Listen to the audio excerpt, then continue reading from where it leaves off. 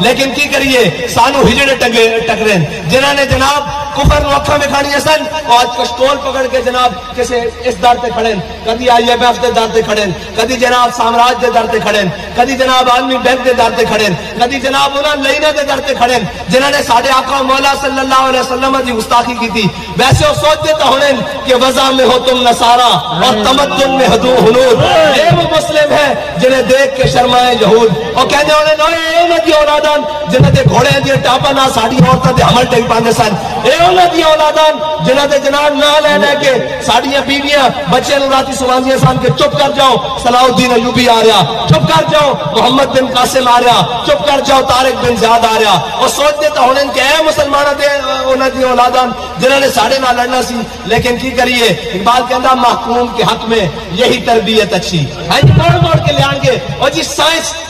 اور میں کہا مردودوں 75 سال ہو گئے تسی سائنس پڑھا رہے ہو تو سب کے سائنس چو کٹیا